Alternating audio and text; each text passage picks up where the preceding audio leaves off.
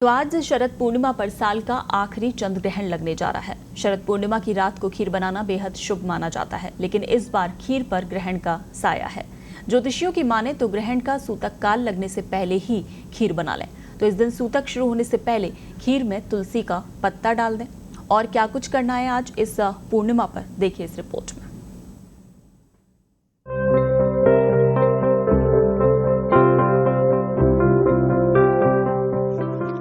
इस साल शरद पूर्णिमा पर साल का आखिरी चंद्र ग्रहण लगने जा रहा है। माना जाता है कि पूर्णिमा के दिन गंगा स्नान और दान का विशेष महत्व होता है, लेकिन शरद पूर्णिमा के दिन धन की देवी माता लक्ष्मी की पूजा भी की जाती है।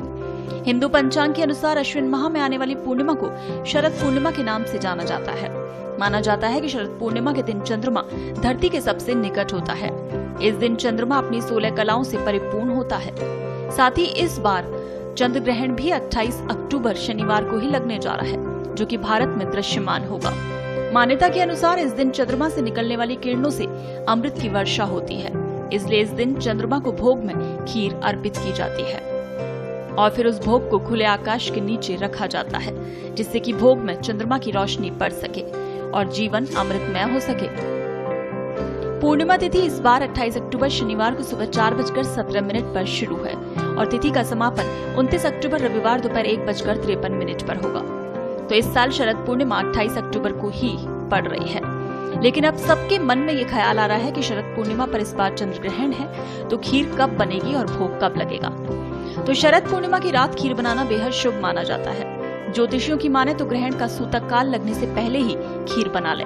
इस दिन सूतक शुरू होने से पहले खीर में तुलसी का पत्ता डाल दें और चंद्र ग्रहण शुरू होने से पहले इस खीर को आप चंद्रमा की रोशनी में रख सकते हैं, लेकिन ध्यान रहे कि ग्रहण शुरू होने से पहले खीर को वहां से हटा लें। चंद्र ग्रहण से पहले यानी सूतक काल में यदि आप खीर को चंद्रमा की रोशनी में रखते हैं तो इस बात का ख्याल रखें खीर उतनी ही बनाएं जो ग्रहण शुरू होने से पहले खत्म हो जाए। तो ऐसा कहते हैं कि शरद पूर्णिमा पर चंद्रमा की जो किरणें खीर पर पड़ती हैं, उससे खीर अमृतमय हो जाती है, इसीलिए लोग उसे प्रसाद के तौर पर खाते हैं। लेकिन ध्यान रखिएगा कि इस बार चंद्र ग्रहण है और चंद्र ग्रहण शुरू होने के बाद यदि आपने खीर चंद्रमा की किरणों के आगे रखी तो वो अमृतमय नहीं, जहर से परिपूर्ण हो जाएगी। साथ ही शरद पूर्णिमा पर जो कुछ जरूरी काम करने होते हैं उसमें आपको बताएं, आर्थिक समस्या को दूर करने के लिए शरद पूर्णिमा की रात में मां लक्ष्मी की विधिवत पूजा करें, साथ ही उन्हें 5 कौड़ियां अर्पित करें।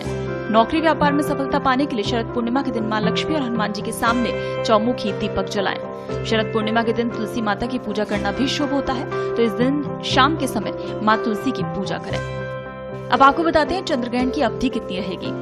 तो 28-29 की रात को लगने वाला चंद्र ग्रहण भारत में दृश्यमान होगा। ये चंद्र ग्रहण 28 अक्टूबर की रात 11:32 पर शुरू होगा। इस दौरान 29 अक्टूबर की रात 1:05 से शुरू होकर 2:24 पर खत्म होगा, यानी 1 घंटा 19 मिनट का होगा। ग्रहण का आरंभ मध्यरात्रि 1:05, मध्य 1:44 और ग्रहण का मोक्ष 2:40 पर होगा। इस ग्रहण का सूतक काल 28 अक्टूबर की शाम 4:05 पर लग जाएगा। ये ग्रहण मेष राशि और अश्विनी नक्षत्र में लगने जा रहा है।